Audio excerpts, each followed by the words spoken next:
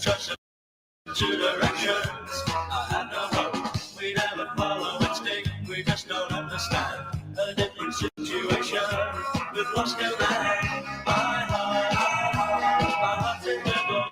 Your heart's in limbo.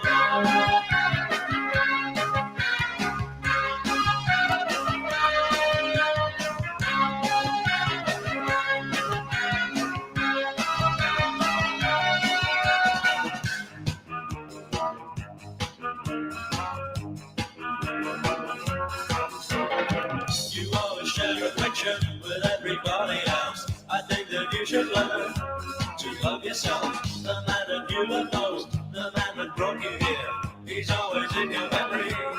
He's always here. My heart's in limbo. Your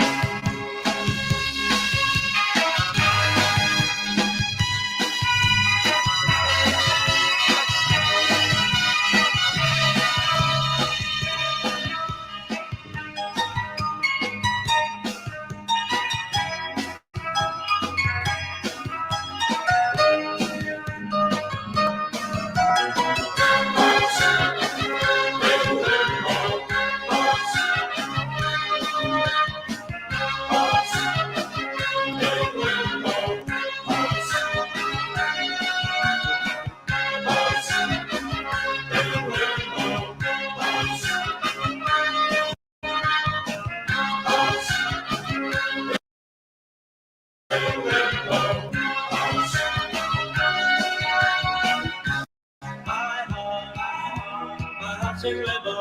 Your heart's in limbo. My heart's in limbo.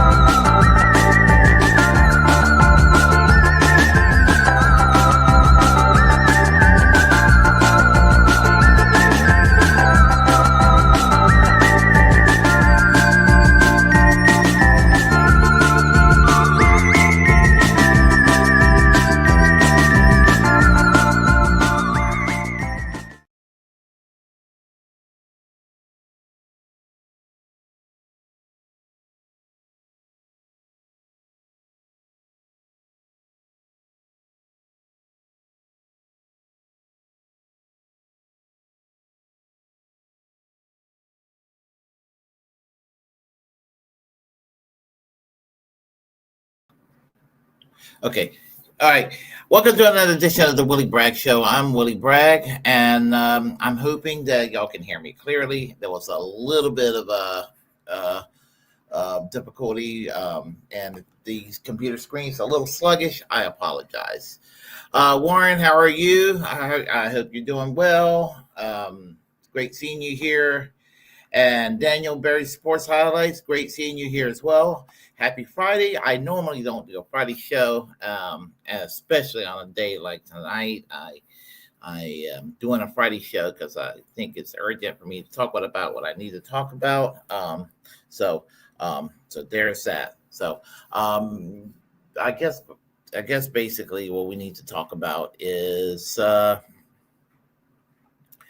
Hillary Clinton. I know we don't really want to talk about her. I kind of wish Hillary Clinton would go away. I really would. But very unlikely she will. She would just be around to annoy each and every one of us. So I hope we don't have any more technical difficulties like it just had in the very beginning of the show with choppy effect there. So let me know if there's any more choppy effect. If that's the case, I will probably do the same video again another time. But hopefully everything will be okay. So suffice to say, Hillary Clinton won't go away, and she is just as insufferable as ever and as authoritarian as ever. She is an authoritarian biatch is what she is. And you know, and the Gray Zone's Aaron Matei basically had to call her out on that. And I'll tease you a little bit with that right now. Give me a moment here, and let me go ahead and get that clip. I keep on hitting that wrong button. Okay, hold on 1 second here. We'll get that clip ready. No, that's not it. Is that it? Is that it? Is that it? I think that's it. I'm gonna take a chance to see if that's it. I think that's it. Yes, that's the 20-second video right there. If it shows up on the screen, right now it looks like it's trying to make up its mind. Let's see what happens if I press play. Yeah. Hi, Secretary Clinton. Secretary Clinton, can I ask a question? I'm a journalist with the Gray Zone. Can I ask you, you said at the Israel Hayom Summit that young people are brainwashed because of social media. What about young people who just don't want to see U.S.-made bombs kill Palestinians? Any message for them? No. Okay. Hi, Secretary Clinton. That thing's always on loop. You can just see how dismissive and smug she is, arrogant as she can be. And you know, there was a conspiracy theory in the 1990s that I kind of dismiss as you know, just right-wing partisan fodder. But I don't really dismiss it anymore. I won't go and say directly what it is because it could get my channel shut down or at least shut down my video. So I will say this much. They made this conspiracy about the Clintons in the 1990s. And, you know, when Hillary Clinton talked about the vast right-wing conspiracy, she was right about it back then. Except that the right wing didn't realize this, but bringing down the Clintons back in the 1990s would have probably been the best thing for the left. And the left, myself included, we circled the wagons and we're like, we hate the Clintons, but, you know, when they punch at the Clintons, even though we're not one of them, the right thinks they're one of us. And that's really what it comes down. Punching the Clintons to them meant punching at all of us. And so, you know, that was what that was about. That's how I interpret that back in the 1990s. Looking back in hindsight, it would have been like, oh, you know, go ahead, you know, have Hillary Clinton removed from the Oval Office. I mean, have Bill Clinton removed from the Oval Office. You know, you know, not just impeached. Have the Senate trial. You know, and you know, just have it so that you know, I mean, he's already been disbarred, what I understand, but deeply corrupt, and they're still around, and they won't go away. And you know, as a Secretary of State, he was, you know, I mean, we saw what happened with Libya, and let's never forget that how she voted on the Iraq War. And you know, and here's the thing, she's authoritarian to the core. Just her cavalier attitude toward censorship, as you can see right here, tells me everything we all need to know about Hillary Clinton and more. So I want you to kind of decipher for yourselves. That our students smart, well-educated young people from our own country, from around the world, where were they getting their information? They were getting their information from social media, particularly TikTok. That is where they were learning about what happened on October 7th, what happened in the days, weeks, and months to follow. That's a serious problem. It's a serious problem for democracy, whether it's Israel or the United States, and it's a serious problem for our young people. And it was frankly shocking to me how little the students we were encountering, not only in this class we teach, which is a very large class, international relations about crisis decision making, but students more generally. And that's why I mentioned the social media piece of it, because when you would try to talk to them to engage in some kind of reasonable discussion, it was very difficult because they did not know history. They had very little context. And what they were being told on social media was not just one-sided, it was pure propaganda. And so when you think about how to tell Israel's story, and it's important, it's not just looking internally, it's looking externally, and particularly looking at young people, because, it's not just the usual suspects. It is a lot of young Jewish Americans who don't know the history and don't understand. I was talking to Condi Rice, and she said in an interview that I did after the 20-point plan came out, she and I were on CBS, and she said, when people were chanting from the river to the sea, she would ask the students what river, what sea. They didn't know. I had the same experience. A lot of the challenge is with younger people. More than 50% of young people in America get their news from social media. So just pause on that for a second. They are seeing short form videos, some of them totally made up, some of them not at all representing what they claim to be showing. And that's where they get their information.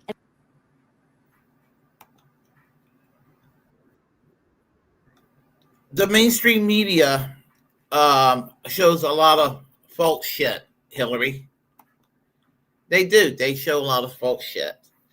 And you sound like Nikki Haley a year and a half, 2 years ago, saying what she said about TikTok, and all of that.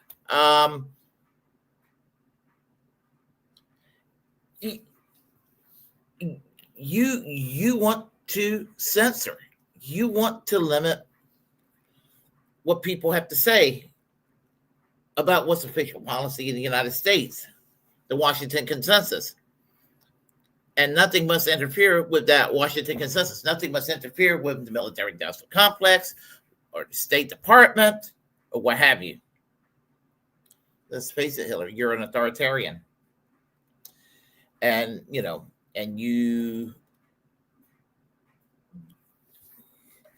you have no qualms about curtailing the First Amendment. And you're willing to crush independent voices to do it. You just said it yourself.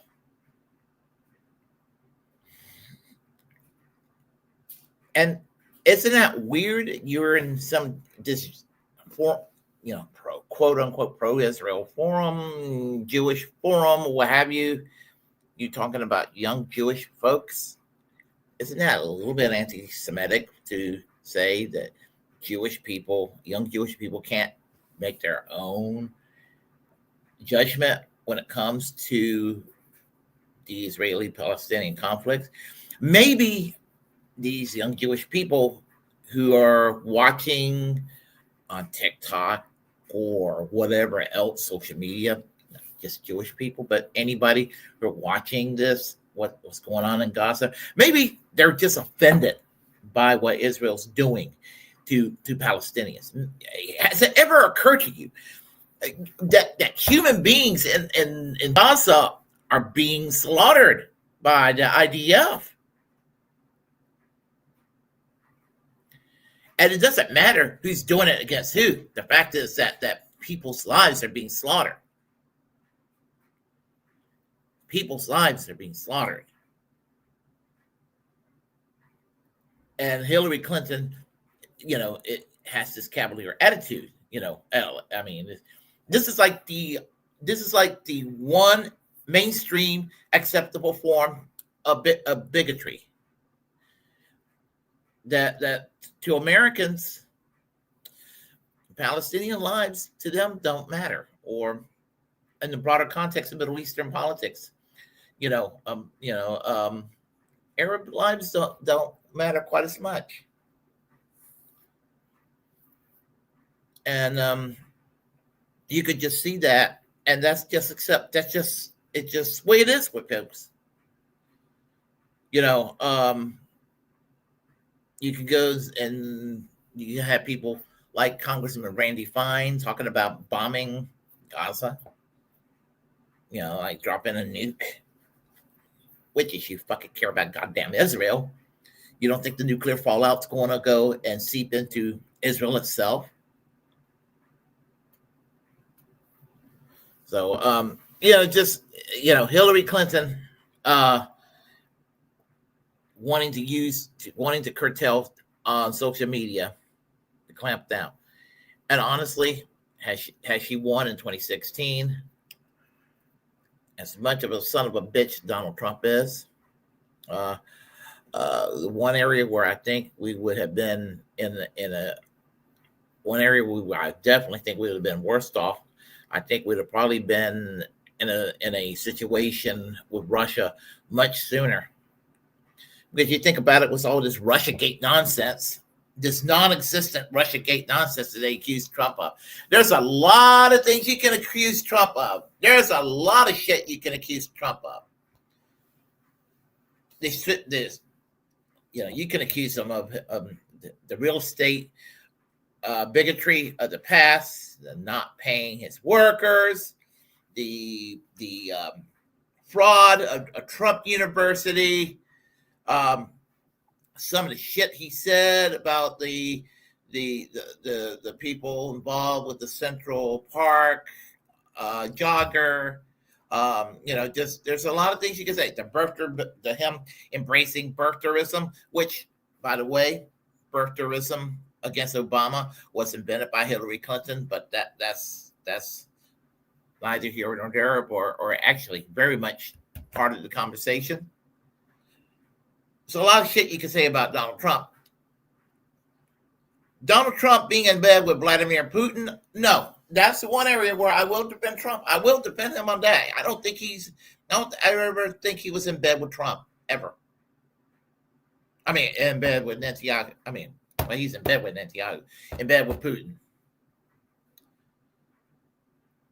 And for progressives to get into that bullshit, listening to people like Rachel Maddow back in 2016, in a way, it would end up backfiring against the left. In some ways, it did, because it ended up backfiring against Jill Stein. Jill Stein got accused of being pro-Russia, pro-Putin. They even tried pinning that on Bernie Sanders. So all this Putin talk. Hillary Clinton would have gotten us into a conflict with Russia a hell of a lot quicker. The war with the Ukraine situation would have happened quicker. Which really, if you want to go and put a blame, you can blame that on Obama with the CIA toppling the government of Ukraine back in 2014. Because I remember when that happened, and people were in shock and awe, including myself, when we were hearing about Nazis, neo-Nazis in the Ukraine, and their government, and the military. And they were like, oh my God, neo-Nazis? And then all of a sudden, there was a big cover-up when NATO started backing the forces in Ukraine when Russia invaded in 2022. which I'm going to go into the rest of the story in a second. But I do want to point out this story here real quick before I go on with Aaron Mate and Hillary Clinton. Let me see if I can find it real quick. Right here it is. Right here it is. Okay. Do want to let you know that Congressman Thomas Massey of Kentucky have actually he's putting out a bill to try to to withdraw the U.S. from NATO. So I'm going to play you this clip real quick by Nick Cruz. So let me do that real fast, and then we're going to continue the story with Aaron Mate. So bear with me. Bear with me.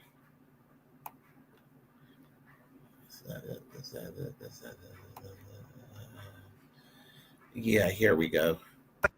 Give me a second. Here. Republican Congressman Thomas Massey just introduced a bill to withdraw the United States from NATO as the alliance continues to fall apart. Sorry. Let me get this.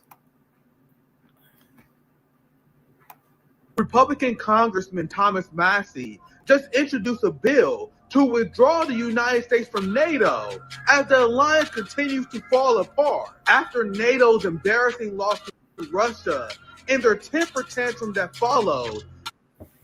Americans are finally starting to ask themselves, why are we in NATO? NATO does not benefit us at all. We have two oceans that serve as natural defense and a massive military. Why do America need to be in NATO? NATO was designed as a check to the Soviet Union, which is gone. NATO drives never-ending conflict around the globe while undermining sovereignty. Leaders of NATO have essentially forced Europe to implement austerity as they call for massive cuts to their social program in order to fund militarism. This is why NATO has to go. It doesn't benefit the American people, and it doesn't benefit the European people. In fact, NATO makes them more unsafe. NATO is always looking for more conflict, because without conflict, NATO has no reason to exist. NATO needs endless war in order to justify their salaries and their power. This is exactly why NATO is provoking Russia with never-ending expansionism and now planning a future conflict with China over Taiwan. The world needs to reject this never-ending militarism and embrace peace and cooperation.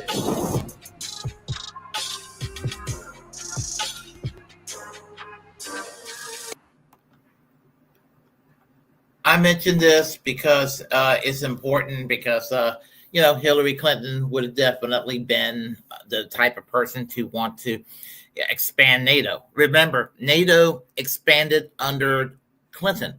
One of the few things I give George Herbert Walker Bush credit for when the Cold War ended and the Soviet Union ceased to exist and the Warsaw Pact basically dissolved was that he and Secretary of State James Baker promised that when the merger between West and East Germany was formalized, that NATO expansion would go no further than former Eastern Germany, that all the former Warsaw Pact countries would not belong to NATO, that there would be a natural buffer zone between NATO and the former Soviet Union, henceforth the Russian Federation. And what happened afterwards? Starting with Clinton all the way up to the first Trump administration, little by little, under each presidential administration, from Bill Clinton to George W. Bush to Barack Obama to Donald Trump, Joe Biden's presidency, little by little, each of these countries started joining that. You think that Hillary Clinton would be a peace candidate? No, she would be very much part of the, she would very much try to play that leadership role, try to put the progressive face to NATO, whereas there's nothing at all progressive about Hillary Clinton. So, anyway, let's go back to Aaron Matei. Let's go back to, because that's what this is all about. We will do that, and let me get that video out. This is from Useful Idiots that he co-hosts with Katie Halper. As basically about TikTok and social media, and he talks quite a bit in length about it. So.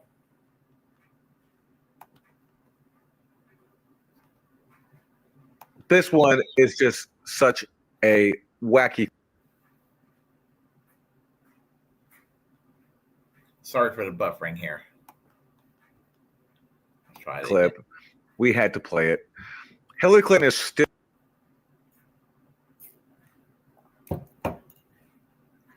Let me try that again. Sorry about that. I'm having trouble with my wireless. This one is just such a wacky clip.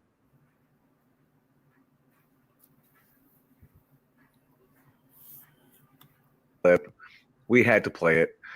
Hillary Clinton is still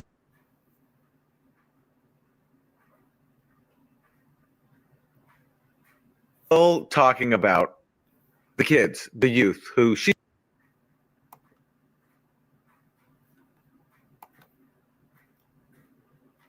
says just don't understand their history when it comes to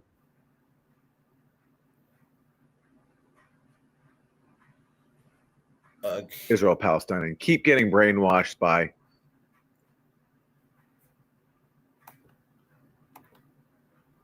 Okay, we're having a little bit of difficulties with this video here that I have sorted out. What I'm going to do is I'm going to try to find it on Twitter. For some reason, the streaming on Twitter is a little more reliable. So let me try to find it on Twitter here real quick. I do apologize. Let's see if useful idiots is on Twitter. If I can find it, I follow them. Okay, media. There might be something here mentioned. Let's see. If not,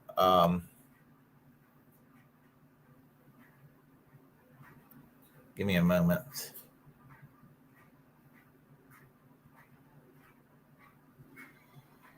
I'm not seeing anything here. Damn.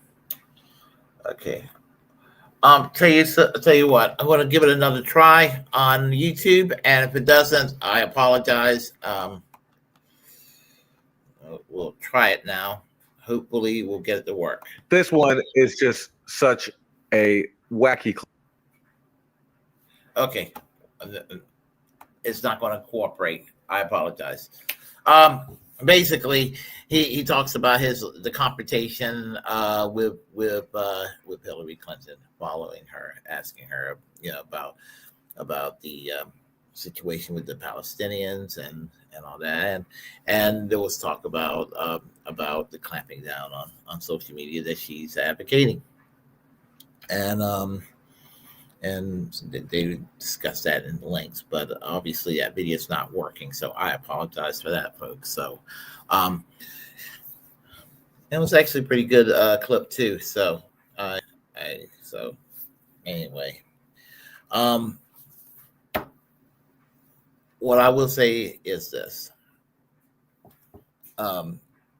This is why we do need more independent media, because the mainstream media is not going to report on things like this. They're not going to report on the shenanigans of our officials, this sort of thing that they do. They're either afraid to do so, or they're just paid to shut up. And so, I mean, this is where the role of independent media come in, and this is where, as I said at the end of the show, I usually tell people that we're the muckrakers of our time, and that's what we have to be. We have to be the muckrakers. We're having to be the ones that have to tell the public the real truth. Because you'd be surprised. Well, we wouldn't be surprised. I'm saying you'd be surprised. how much in the dark we are. But honestly, I will say it. You'd be surprised at how much in the dark a lot of people are when it comes to all this shenanigans that goes on. They are kept in the dark about all this shit, and you explain things, and it's like you're talking to a brick wall sometimes. There are things that's an official narrative that's so easily debunked, and you can't get people to change their minds. I mean, it doesn't even have to be this particular conflict. It could be anything. You say socialized medicine. It doesn't work. Long lines in Canada, long lines in England. They want to come here. I mean, it's that sort of thing. Israel, God's chosen people. Democracy, God's chosen people. Arabs want to go and hurt God's chosen people. I mean, it's that mentality, Iraq has weapons of mass destruction. Fox News and Rush Limbaugh says so, and John Hagee says so on Sunday. I mean, that's what we're dealing with. We're dealing with that mentality, things that could be easily debunked.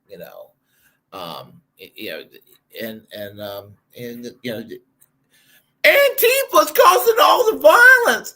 We need to bomb the headquarters of Antifa and George Soros' money, because the violent left, when all the violence is taking place in this country, is predominantly by extreme right wingers, and the left has no power, really nothing to back them up, and they're accused of things that they're not guilty of. So, this is the role of independent media, to sit there and to basically put a stop on the official lies that people just accept in this country. So anyway, I just wanted to go and talk about that. And I wanted to say once again, Aaron Mate, good work for what he's done in regard to truth telling. And, we need more of that. And I'm going to make one more stab at the trying to get the video out. So give me a moment here. Give me a quick moment here. I'm going to try it one more time.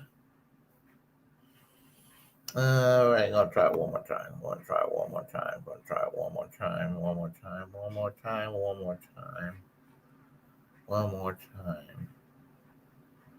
All right. Let's see. Let's do it this way. If I can't do it this time, I'm going to sum things up and profusely apologize.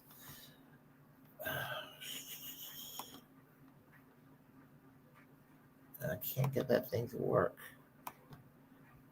It's not going to work. Damn. Come on. Okay. Let me try this. All right. Okay. This week. Okay. All right. Trying to find something that'll be real quick on the story. That's okay. It's not going to work.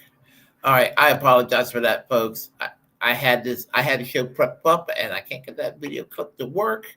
And I'm too tired to find an article to catch up on it, because I got to go to work in a little while. So forgive the situation here. Anyway, let's talk to everyone here on the chat line real quick before I go. We have Warren here on the chat line. How are you doing today? Daniel Berry Sports Highlight. How are you doing? we have here. We have Chuck UFO show. It's been a while. How are you doing today? Hill Valerie Count Cantula. Yeah, very accurate. When you think about the Clinton Foundation, you know, very much so. What do you think? Cantula, what do you think I typed? Just that. Serious problem for the status quo, and she is the status quo for sure. Otherwise, let's see, she just didn't like the fact that we weren't up to her propaganda. Yeah, very much so. CBS now ZBS. Well, we have another pro-censorship person with Barry Weiss. I mean, another insufferable human being. Gaslighting, generalization, typical third wave nonsense, which we have a whole lot of in this country. So that's basically what's going on there. So, as I said, thanks, Warren. So what we have going on is basically this: we need to be the ones that wake people up and let people know that the official narrative is not always the truth. And in most cases, especially in the United States, that's the most propagandized country in the world, especially today. That is the case. And this is why we need truth tellers. So if you don't have a platform, I encourage you to do it, and just take 5 minutes to share your perspective with the world, and who knows, you may open up somebody's minds. If you like what you heard, please press like and comment any way you disagree with what I have to say. Feel free to actually blah blah blah blah. Hold on, I got a quick announcement to make before I do. I'll have an end of the year show in a couple of weeks, around probably Christmas Day, not sure. Angie Moon and I will have a show planned, so I'll get y'all more in tune about that and give y'all a definite time and date for the show when that happens. And let me see. And in the year 2026, I got some guests lined up, so I will be talking, to some more folks, and so I'm going to try to start live streaming back on a regular basis. So there we go. Quick update there. If you like what you heard, please press like and comment any way you disagree with what I have to say. Feel free to share content on this channel. Feel free, as I said, as the First Amendment absolutist, it's my duty to inform you to create your own platform and utilize it, because we're, in fact, the muckrakers of our time.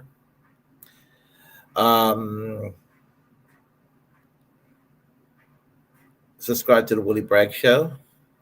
Close to 1,000 subscribers. I'll try to do a better video next time. And remember, folks, remember this. Free and pardon Snowden, free healthcare for all, free Palestine, and considering what Hillary Clinton's doing, we need to fight like hell to keep our First Amendment free. And of course, remember, everyone, fuck Hillary Clinton. Y'all take care. Hi, Kate. How are you doing? Kameshwari Kate's here. And hi, Lorley. How are you doing? Y'all take care. I will see y'all soon. Bye-bye. I got to go to work soon.